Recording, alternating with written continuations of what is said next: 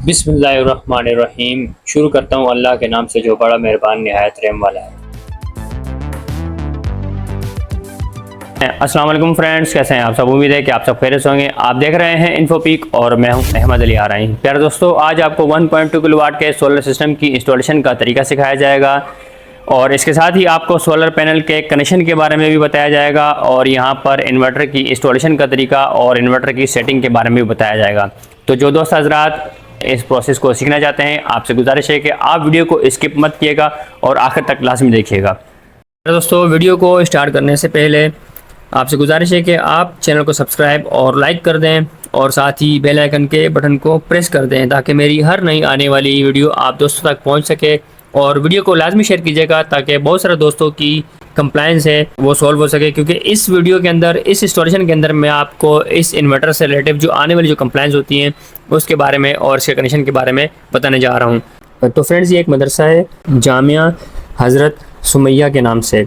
यहाँ पर 1.2 किलोवाट का सोलर सिस्टम इंस्टॉल किया जा रहा है। तो यहाँ पर आपको इंस्टॉलेशन का तरीका भी बताया जाएगा, लेकिन यहाँ पर जो मेन टॉपिक है वो ये है, जैसा कि मैं अगर आपको बताऊँ तो यहाँ पर जो इन्वर्टर हम इन्वर्टर जो इस्तेमाल किया जा रहा है 1.2 किलोवाट का इन्वेक्स का एक्सट्रॉन X1200 का, यानी कि X सीरीज़ का इस्तेमाल किया जा रहा है। इस इन्वर्टर में जो आने वाली जो कंप्लाइंस होती है वो ये होती हैं कि अक्सर दोस्त ये कहते हैं मुझसे कि हमने ये इन्वर्टर लगाया और हमने बड़ी सोलर प्लेट्स लगाई, उसके बावजूद हमारे घर का जो लोड है वो नहीं चल रहा। बैटरी जो कि फुल चार्ज नहीं हो पा रही, बैटरी का जो आखिरी सेल है वो ब्लिंक करता रहता है और जब सारा लोड बैटरी पर डालते हैं, यानी कि बिजली अगर चली जाती है तो जब सारा लोड बैटरी पर आता है तो बैटरी मुश्किल से हमें आधा घंटा बैकअप देती है। तो साफ ज़ाहिर है, जब आपकी बैटरी प्रॉपर तरीके से चार्ज नहीं होगी तो किस तरीके से वो आपको बैकअप दे पाएगी। तो इस इन्वर्टर की कॉन्फ़िगरेशन के बारे में सबसे पहले मैं आपको बताता हूँ। इस इन्वर्टर की जो कॉन्फ़िगरेशन है 900 वाट, यानी कि इस पे अगर आप सोलर पैनल्स लगाएंगे तो 900 वाट तक आप लगा सकते हैं। तो अगर आप 2 सोलर प्लेट्स लगाएंगे तो वो 600 वाट का अगर आप करेंगे तो 1200 वाट बनता है, तो ये सपोर्ट नहीं करता। और अगर आप छोटी प्लेट लगाएंगे तो छोटी प्लेट ये सपोर्ट कर सकता है। तो फ्रेंड्स, इसके बारे में मज़ीद मैं आपको आगे चलकर बताता हूँ कि कनेक्शन किस तरीके से किया जाते हैं और इस कंप्लेन को हम किस तरीके से सॉल्व करेंगे कि हमारी बैटरी फुल चार्ज नहीं हो रही। यहाँ पर पहले मैं ऑलरेडी सिस्टम इंस्टॉल कर चुका था, लेकिन यहाँ पर मदरसा चूँकि ज़ेर तामीर था इसलिए इस सिस्टम को निकाला गया और इस सिस्टम की इंस्टॉलेशन की वीडियो मैं ऑलरेडी बना चुका हूँ। जो दोस्त हजरात सीखना चाहें तो मेरी पिछली वीडियो आप वॉच कर सकते हैं, मैं इसका लिंक भी आपको डिस्क्रिप्शन में दे दूँगा और इसी तरीके से आप इंस्टॉलेशन कर सकते हैं। तो फ्रेंड, जैसा कि ये मदरसा तामीर हो चुका है और मदरसे के हिसाब से यहाँ पर 5 किलोवाट का सिस्टम इंस्टॉल करना था, लेकिन बजट ना होने की वजह से यहाँ पर पुराना सिस्टम जो कि 1.2 किलोवाट का इंस्टॉल किया जा रहा है ताकि आर्जी तौर पर मदरसे की लाइट्स और फ़ैन ऑन हो जाएं, ताकि बच्चों को मदरसा पढ़ने में किसी किस्म की कोई दुश्वारी का सामना ना हो। यानी कि जो चीज़ें यहाँ पर अवेलेबल है वो इंस्टॉल करनी है और जो नहीं अवेलेबल उसको इग्नोर करना है। और यहाँ पर जो बैटरी है इनके पास वो TX 1800 बैटरी है और ये भी इनके पास पुरानी बैटरी है, तो यही यहाँ पर लगेगी। और इसी तरीके से इनके पास जो इन्वर्टर है ये भी पुराना इन्वर्टर है और यही लगेगा। और पुरानी सोलर प्लेट्स हैं इनके पास, जो कि 6 सोलर प्लेट्स 185 वाट की इस्तेमाल की जा रही हैं। इनकी हालत काफ़ी खस्ता है, लेकिन फ़िलहाल आर्जी तौर के लिए इन्हीं को फिक्स किया जाएगा। इसके कनेक्शन के लिए यहाँ पर मैं 6 mm की वायर का इस्तेमाल करूँगा और वायर की फिटिंग के लिए चैनल पट्टी या ओपन पाइप जो कि बिजली के इस्तेमाल करूँगा अगर ज़रूरत पड़ी तो। अदरवाइज़ तो इनकी ज़रूरत नहीं होगी, इसको ओपन क्लिपिंग करके ही वायर को फिक्स किया जाएगा और इसके साथ ही फ्लेक्सिबल पाइप भी इसमें ऐड किया जाएगा। और फ्रेंड्स, अगर मैं अपने टूल की बात करूँ तो रोज़मर्रा की तरह जैसे कि मेरे पास एक ड्रिल मशीन है, प्लायर है, हैमर है, स्क्रू ड्राइवर है प्लस माइनस के, और बैटरी के कनेक्शन के लिए कंप्लीट टूल बॉक्स है मेरा। यहाँ पर कनेक्शन की अगर मैं बात करूँ तो 6 सोलर पैनल की 2 स्ट्रिंग बनाई, यानी कि 3 सोलर पैनल को आपस में सीरीज कनेक्ट किया और फिर 3 सोलर पैनल को आपस में सीरीज कनेक्ट किया और आखिर में हमारे पास 2 प्लस और 2 माइनस बच गए और इन दोनों को आपस में प्लस प्लस को और माइनस माइनस को कनेक्ट किया, यानी कि दोनों को मैंने फिर आखिर में पैरेलल कनेक्शन किया और इनके इन्वर्टर तक वायर को प्रॉपर क्लिपिंग करके फिक्स किया गया। और इस तरह कनेक्शन करने की वजह अगर मैं आपको बताऊं तो वजह यह है फ्रेंड्स, अगर हम चाहें तो इसकी पैरेलल कनेक्शन भी कर सकते थे और अगर हम चाहें तो सीरीज कनेक्शन भी कर सकते थे। पहली बात तो ये जान लें कि ये जो इन्वर्टर है 900 वाट सपोर्टेड है। 900 वाट यानी कि इसमें सिर्फ अगर हम छोटी प्लेटें लगाएंगे तो 4 प्लेट सीरीज कनेक्शन होकर लग सकती हैं, 6 प्लेटें सीरीज कनेक्ट होकर नहीं लग सकती। यानी कि ये तो ओके हो गया कि हम यहाँ पर 6 सोलर प्लेटें सीरीज़ में नहीं लगा सकते। इसीलिए 3 प्लेटों को सीरीज़ किया और 3 प्लेटों को सीरीज़ किया, यानी कि इसके वाट भी बरकरार रहे और एम्पेयर भी। जब हम सोलर पैनल्स के सीरीज़ कनेक्शन करते हैं तो इनके जो वाट होते हैं वो बढ़ जाते हैं और जो एम्पेयर होते हैं वो कांस्टेंट रहते हैं। इसीलिए जब हम पैरेलल कनेक्शन करते हैं तो एम्पेयर जो होते हैं वो बढ़ जाते हैं और जो वाट होते हैं वो कांस्टेंट रहते हैं। तो यहाँ पर हमने वाट को भी बढ़ाना है और एम्पेयर को भी बढ़ाना है ताकि यहाँ पर बैटरी भी चार्ज हो और मदरसे का लोड भी यहाँ पर चलता रहे। यही वजह होती है अक्सर दोस्तों की जो कंप्लेंट्स होती है, और यही वजह होती है कि बैटरी जो कि प्रॉपर तरीके से चार्ज नहीं हो सकती।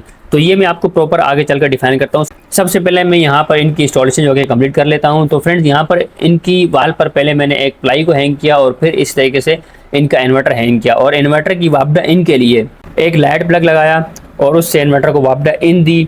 और आप देख सकते हैं कि यहाँ पर जो चेंज ओवर लगाया गया है, चूँकि यहाँ पर सिस्टम जो कि आर्जी तौर पर इंस्टॉल करना है, इसीलिए यहाँ पर किसी किस्म का कोई सामान हमें प्रोवाइड नहीं किया गया और यहाँ पर किसी किस्म का कोई ब्रेकर भी नहीं लगाया गया। अगर बैटरी में आपको बताऊँ तो यहाँ पर जो बैटरी इनके पास ट्यूबुलर बैटरी है, ये बैटरी भी इनके पास पुरानी है, TX 1800 बैटरी है और ये पुरानी बैटरी यहाँ पर फिक्स की गई ताकि इससे फिलहाल चला दें और हमारा यहाँ का सिस्टम ओके हो जाए। फिर आफ्टर सम टाइम, हो सकता है 15 से 20 दिन के बाद या हो सकता है 1 महीने के बाद, ये सिस्टम हटाना पड़ जाए। इसीलिए यहाँ पर किसी किस्म का कोई खर्चा नहीं किया गया। इसलिए चेंज ओवर भी यहाँ पर पुराना लगाया गया ताकि चलो आर्जी तौर के लिए यहाँ पर ऑन हो जाए। और इन्वर्टर पर सारे कनेक्शन किए, सोलर पैनल कनेक्शन किए, वापडा इन के और वापडा आउट के कनेक्शन करके यहाँ पर जो है यहाँ के सिस्टम को मैंने ऑन किया।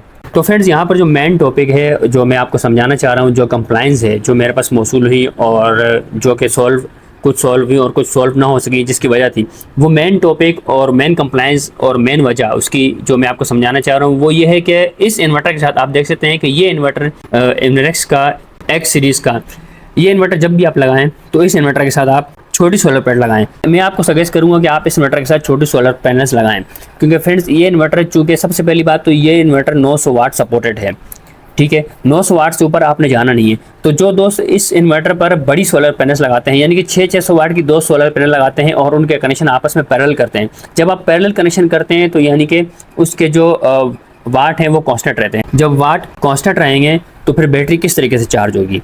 हमने वाट को कांस्टेंट नहीं रखना, हमने वाट को भी ज़्यादा करना है और एम्पेयर को भी ज़्यादा करना है इस इन्वर्टर के साथ। तो इसीलिए मैं आपसे यही गुजारिश करूँगा कि आप बड़ी प्लेट ना लगाएं। इस पर अगर छोटे सोलर पैनल्स का अगर आप इस्तेमाल करेंगे तो छोटी सोलर पैनल्स के लिए ये इन्वर्टर बेहतरीन है। अगर आप छोटी सोलर पैनल्स इस पर 4 लगा लें और उनके आपस में सीरीज़ कनेक्शन कर दें, यानी कि वो 200 वाट की 4 प्लेट लगेंगी तो 800 वाट बन जाएगा। इस तरीके से आपकी जो बैटरी है वो भी चार्ज होगी और वो आपको बैकअप भी देगी। ये मसला तो आपका हो गया सॉल्व कि जो बैटरी का आखिरी सेल होता है वो चार्ज क्यों नहीं होता।